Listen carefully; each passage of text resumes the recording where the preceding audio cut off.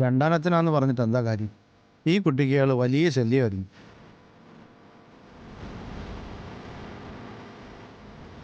ഇന്നലെ രാത്രി മദ്യപിച്ച് ഇവിടെ ഇയാൾ ഭയങ്കര ബഹളമായിരുന്നു. അവരമ്മയെ ശരിക്കും ഉപദ്രവിച്ചു.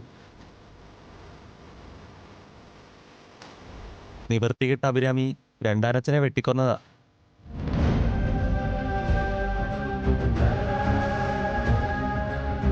എത്രയെന്ന് പറഞ്ഞാൽ സഹിക്കുക? പാവം, ആ പെങ്കൊച്ചിന്റെ ഭാവി പോയി. മറ്റെന്തെങ്കിലും ഡീറ്റെയിൽസ് അറിയോ? ഇവരിവിടെ പുതിയ താമസക്കാരാ.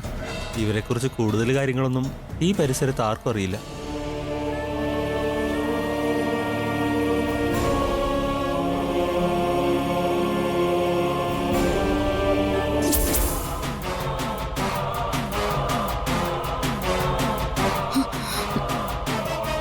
UK നിന്ന് തിരിച്ചു വന്നതിന് ശേഷം മാത്രമാണ് അരുൺ ഈ കാര്യങ്ങൾ അറിയുന്നത്.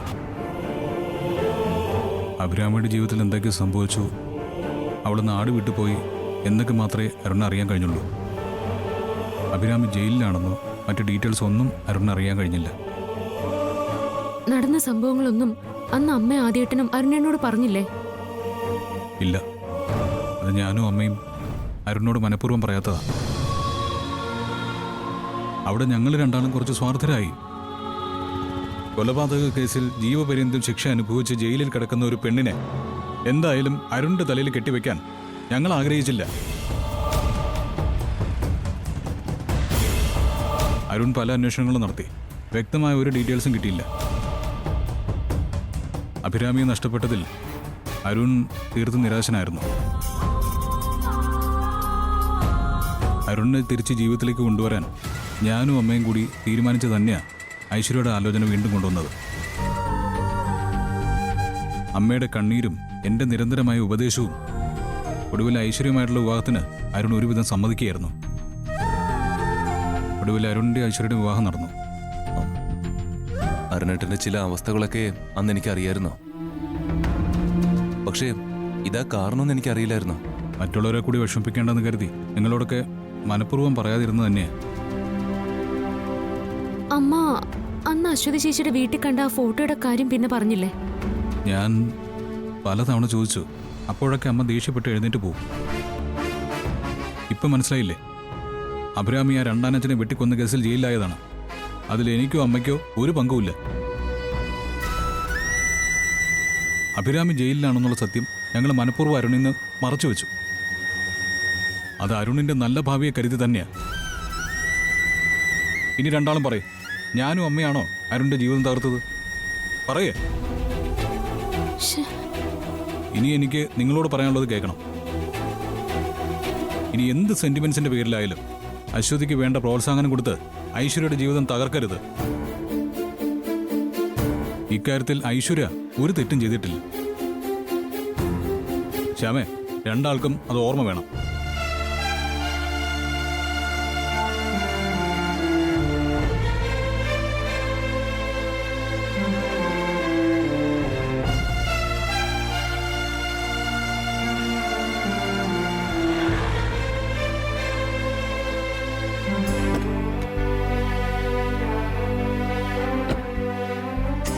സർ, എന്തായാലും നമുക്ക് അശ്വതി ചേച്ചി ഒന്നുകൂടെ ഒന്ന് കാണണം. ശരിയാ, അത് വേഗം വേണം. തെറ്റിദ്ധാരണകൾ തിരുത്തണം.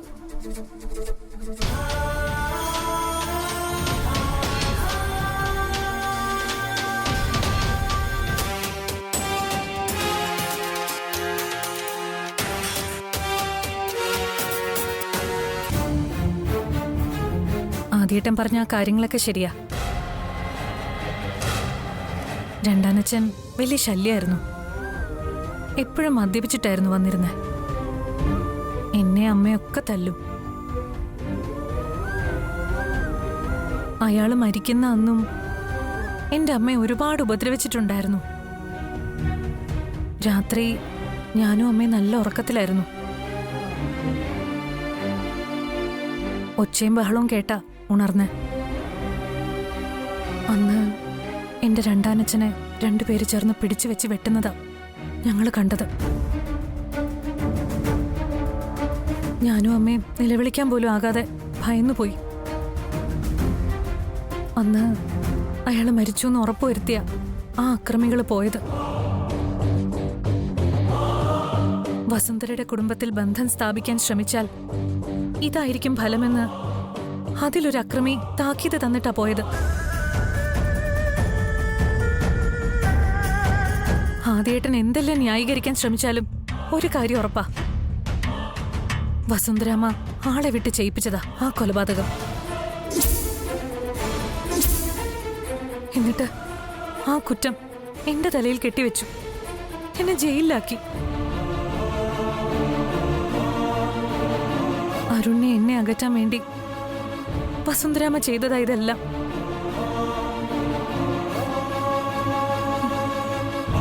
അശ്വതേച്ചി ഇങ്ങനെ ഉറപ്പിച്ച് പറയുമ്പോൾ എനിക്കിത് വിശ്വസിക്കാതിരിക്കാനാവുന്നില്ല.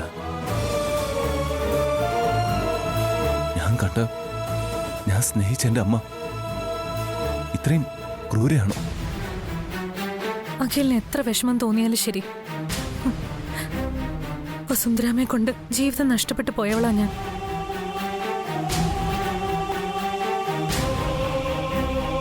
അതങ്ങനെ തീർത്ത് പറയാനാവില്ല ചേച്ചി.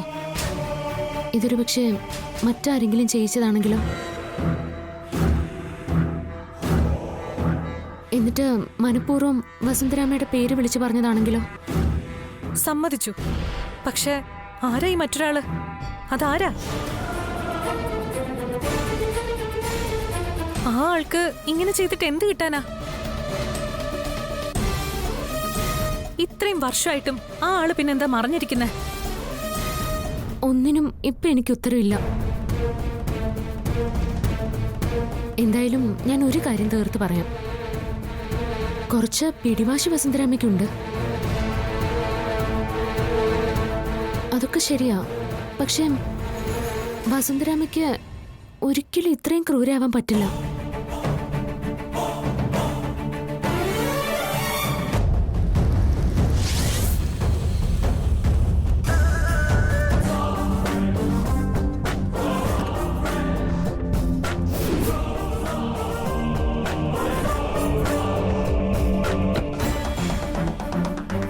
അയ്യോ ഐശ്വര്യ, നിങ്ങളിവിടെ കണ്ട പ്രശ്ന. അഖിൽ, നിങ്ങൾ എങ്ങോട്ടേലും മാറ. അങ്ങോട്ട് നിന്നോ, അങ്ങോട്ട് പോ.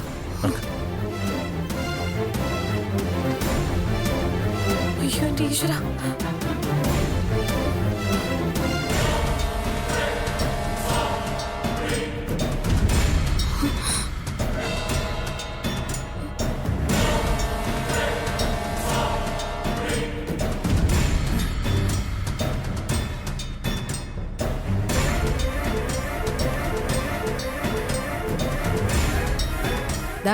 പിടിക്ക്.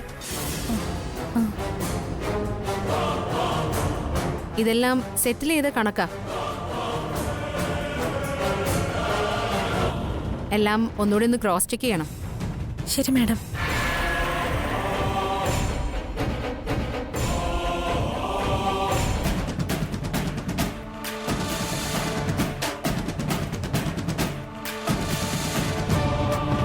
അല്ല, ഗസ്റ്റ് ഹൗസിൽ നിൽക്കുമ്പോഴും നീ പർദ്ദയാ ധരിക്കുന്നത്?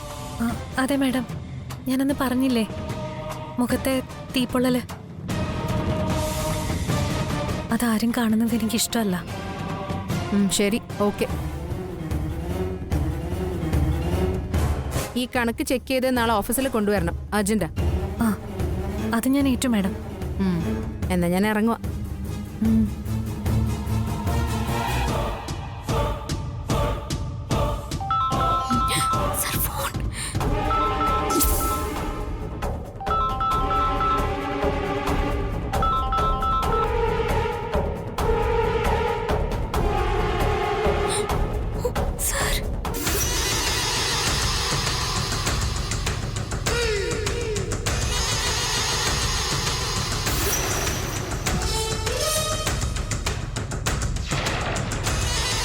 അകത്താരാ? ഇല്ല, ആരുമില്ല മാഡം. അപ്പൊ ഫോൺ റിങ് ചെയ്തതോ? അതെന്റെ ഫോണാ മാഡം. അതെ മാഡം. നിന്റെ ഫോൺ എന്താ റിങ് ചെയ്യാൻ തുടങ്ങുന്നതിന് മുമ്പ് റിങ് നിൽക്കൂ? അതെങ്ങനെയോ കട്ടായതാ. അല്ല, കട്ടാക്കിയതാ.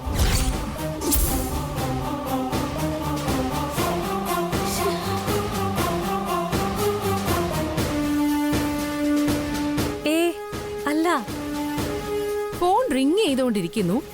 അപ്പോഴേക്കും പെട്ടെന്നാരോ കട്ടാക്കി. അപ്പോ അകത്താരോ ഉണ്ട്.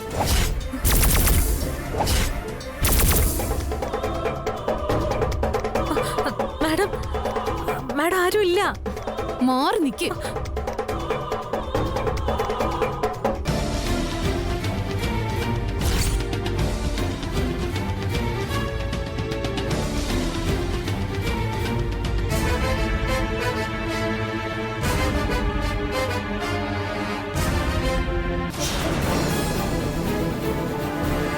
ആ, മാഡം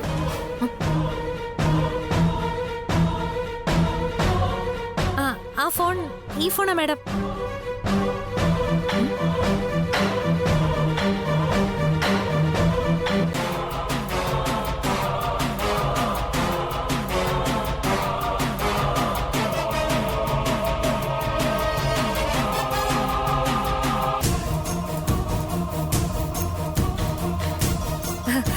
മാഡം ഇവിടെ നോക്കിയതല്ലേ?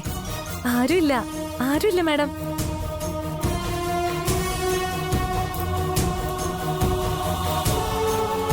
നീ പറഞ്ഞതൊന്നും ഞാൻ അത്രയ്ക്കങ്ങ് വിശ്വസിച്ചു എന്ന് കരുതണ്ട. കേട്ടല്ലോ.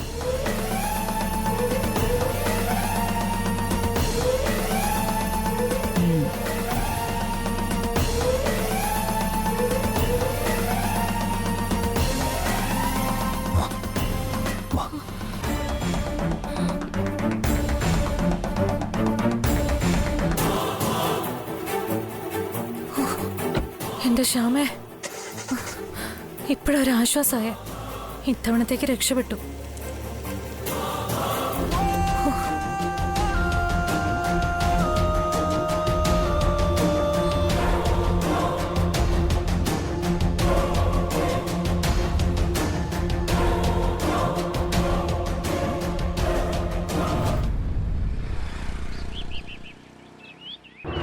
അമ്മേ, അമ്മേ, അമ്മേ, അമൃതേ, അമ്മയോടെ? അമ്മ റൂമിലുണ്ട്. ആദ്യട്ടാ, എന്താ കാര്യം? എന്താ അമൃതേ, എനിക്കിപ്പോ ഒരു കാര്യം ഉറപ്പായി. അശ്വതി ആ ഓഫീസിൽ സ്റ്റാഫായിട്ട് കയറ്റിയത് മനഃപൂർവ്വ. അത് ശ്യാമയും അരുണും കൂടിയുള്ള പ്ലാനിങ്ങാ. അതെങ്ങനെ? അരുണിനെ അശ്വതി ഒരുമിപ്പിക്കാൻ ശ്യാമ തന്നെയാ മുൻകെടുത്ത് നിൽക്കുന്നേ. ഞാനെല്ലാം ഇന്ന് നേരിൽ കണ്ടു. ഇതിപ്പോ തന്നെ അമ്മയെ അറിയിക്കണം. ആദ്യട്ടാ, വേണ്ട, തിടുക്കം കാട്ടാതെ കുറച്ച് സമാധാനിക്ക്. ആ. നമുക്ക് എന്താ വേണ്ടെന്ന് ആലോചിക്കാം. ഇനി ആലോചിക്കാൻ ഒന്നുമില്ല. ഈ അവസ്ഥ തുടർന്നാൽ ഐശ്വര്യയുടെ അരുണിന്റെ ജീവിതം തകരും. അത് പാടില്ല. പക്ഷെ ആദ്യട്ടാ, ശ്യാം അങ്ങനെ ചെയ്യൂ? ഓ, ഞാൻ പറഞ്ഞിട്ടും നിനക്ക് വിശ്വാസം വരുന്നില്ലേ? ശരി, ആദ്യട്ടൻ പറഞ്ഞാൽ ഞാൻ കേട്ടു. അമ്മയോട് ഇക്കാര്യം പറയുന്നത് ഒന്നുകൂടി ഒന്ന് ആലോചിച്ചിട്ട് മതിയെന്നാ ഞാൻ പറയുന്നത്. ഇനി ആലോചിക്കാനൊന്നുമില്ല. അമ്മയോട് പറഞ്ഞ് ആ അശ്വതി ഇപ്പൊ തന്നെ കമ്പനിയിൽ നിന്ന് പുറത്താക്കണം. അങ്ങനായ പ്രശ്നം തീരും ആദ്യട്ടാ. ഇത് ചെയ്തവരോട് അരുണിന് വാശി കൂടുകയുള്ളൂ. അരുണിന്റെ സ്വഭാവം ശരിക്കും അറിയാലോ. ഒടുവിൽ അരുൺ പരസ്യമായിട്ട് അശ്വതി ഈ വീട്ടിലേക്ക് വിളിച്ചുകൊണ്ട് വന്നു എന്ന് വരും. പിന്നെ അമ്മയുടെ കാര്യം, ശ്രീകുട്ടിയായിട്ട് ഇപ്പൊ വലിയ സ്നേഹത്തിലാ അമ്മ. ആ കുഞ്ഞിനോടുള്ള സ്നേഹവും സന്തോഷമൊക്കെ ഇപ്പൊ അമ്മ അനുഭവിക്കുന്നുണ്ട്. ഒറ്റയടിക്ക് അമ്മയുടെ ആ സന്തോഷം ഇല്ലാതാക്കണോ ആദ്യട്ടാ?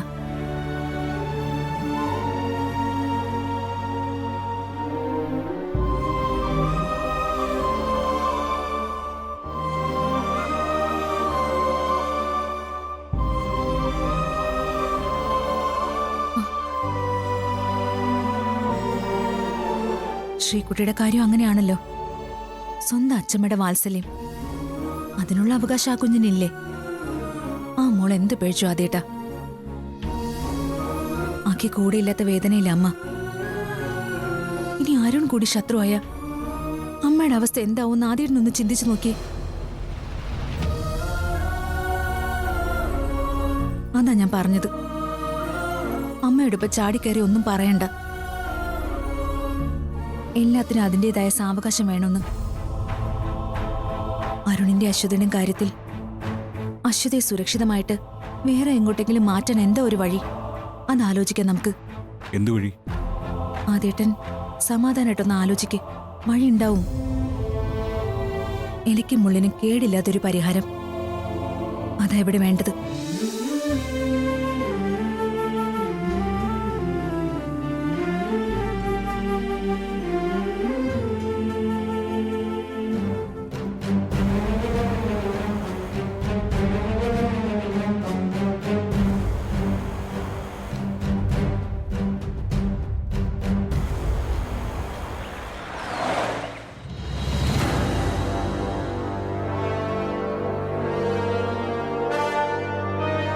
ഇങ്ങനെ മുമ്പോട്ട് പോയാൽ നമ്മുടെ കമ്പനിയുടെ അവസ്ഥ എന്താവുന്ന കാര്യത്തിൽ ഭയമുണ്ട്.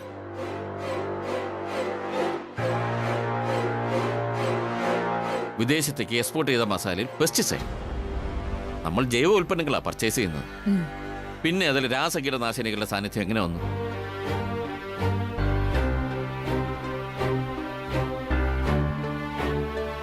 ഐശ്വര്യയുടെ കെയർ ഓഫിലാണ് ഈ ഇടപാടെല്ലാം നടന്നത്. ഇപ്പൊ ഇക്കാര്യം ചോദിച്ചിട്ട് ഐശ്വര്യക്ക് മിണ്ടാട്ടമില്ല. കോടികളുടെ നഷ്ടമായി ഇപ്പൊ കമ്പനിക്ക് ഉണ്ടായിരിക്കുന്നത്. ഐശ്വര്യ ആ സീറ്റിൽ ശരിയാവില്ല എന്ന് ഞാൻ പലതവണ അച്ഛനോട് പറഞ്ഞതാ. വെറുതെ എന്നും ഒരു കാര്യം തന്നെ പോസ്റ്റ്മോർട്ടം നടത്തിയിട്ട് കാര്യമില്ല. ഇതിന് ശാശ്വതമായ ഒരു പരിഹാരം, അതാ ഇപ്പൊ കാണേണ്ടത്. ശാശ്വതമായ പരിഹാരം അഖിയ കമ്പനിയുടെ ചുമതല ഏറ്റെടുത്താൽ ഉറപ്പായും കമ്പനി പ്രോഫിറ്റബിൾ ആവും. അഖിയെ കമ്പനി ചുമതല ഏൽപ്പിക്കുന്നത് ആർക്കും താല്പര്യമില്ലഞ്ഞിട്ടാണോ? അത് ഏറ്റെടുക്കാൻ അഖി തയ്യാറല്ലല്ലോ.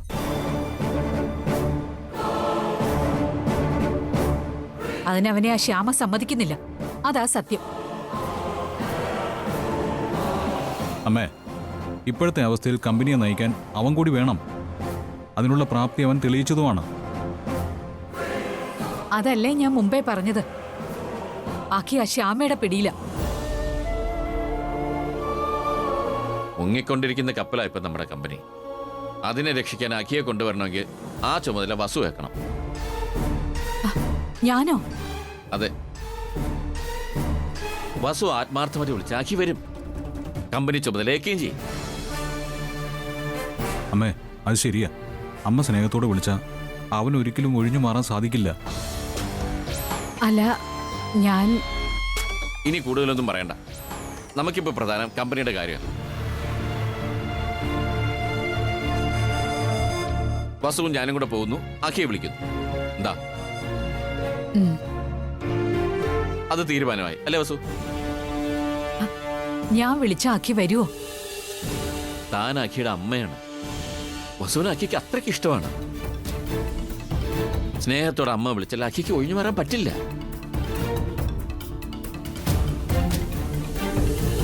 അപ്പോ നമ്മൾ രണ്ടാളും അഖിയെ പോയി കാണുന്നു. ഓക്കെ?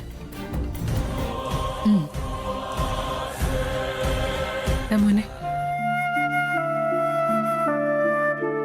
ഇതോടി മതിയമ്മേ. കഴിക്കും മോനെ. ഒരെണ്ണം കൂടി. അച്ഛാ, എനിക്കിനി എന്നാ സ്കൂളിൽ പോകാൻ പറ്റുക? ഒരു മാസത്തോടെ കഴിഞ്ഞ് മോന് സ്കൂളിൽ പോകുന്നല്ലേ ഡോക്ടർ പറഞ്ഞേ. ഒരു മാസം ഇനിയും കുറെ ദിവസം ഉണ്ടല്ലോ. മോന് സ്കൂളിൽ പോകാൻ ധൃതിയായോ? ആ, കൂട്ടുകാർക്കൊപ്പം ഓടി നടക്കാൻ കൊതി തോന്നുക. ഒരു മാസം കഴിഞ്ഞ പിന്നെ എല്ലാം ആവാലോ. അതുവരെ എന്റെ പൊന്നുമോനൊന്ന് ക്ഷമിക്കേ.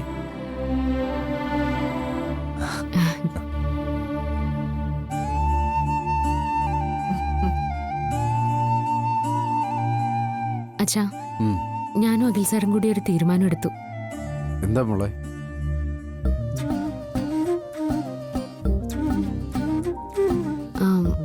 അപ്പുവിന്റെ ഓപ്പറേഷന് ചെലവായ തുക കഴിച്ച് ബാക്കി 50 ലക്ഷം രൂപ നമ്മുടെ അക്കൗണ്ടിൽ കിടക്കുമല്ലേ, അത് അച്ഛനെ ഏൽപ്പിക്കാന്നാ അഖിൽ സാറ് പറയുന്നത്. അതെന്തിനാ മോനെ? അച്ഛാ, വീട്ടിലെ ആവശ്യങ്ങളില്ലേ അച്ഛാ? ബാങ്കിൽ ഫിക്സ് ചെയ്തിട്ടാ ഇൻട്രസ്റ്റ് എടുത്ത് കാര്യങ്ങൾ മുന്നോട്ട് കൊണ്ടുപോകാമല്ലോ. ഇനിയും അച്ഛനെയും അമ്മയും കഷ്ടപ്പെടുത്തിക്കൂടാ. ഇതെങ്കിലും ബാങ്കിൽ കിടക്കട്ടെ അച്ഛാ. ബാങ്കിൽ കിടന്ന ഇൻട്രസ്റ്റ് കിട്ടും, അത് ശരിയാ. പക്ഷേ അത് വെച്ച് മോനൊരു ബിസിനസ് തുടങ്ങിയ അതിനേക്കാൾ നന്നാവില്ലേ? ആ, ഞാനതൊക്കെ പറഞ്ഞു, പക്ഷെ സാർ അതിന് സമ്മതിക്കുന്നില്ല. എന്താ മോനെ ഇത്? ഈ രൂപ ശ്യാമയ്ക്ക് സമ്മാനമായിട്ട് കിട്ടിയെന്നേ ഉള്ളൂ. അത് കിട്ടാൻ കാരണം മോന. ഈ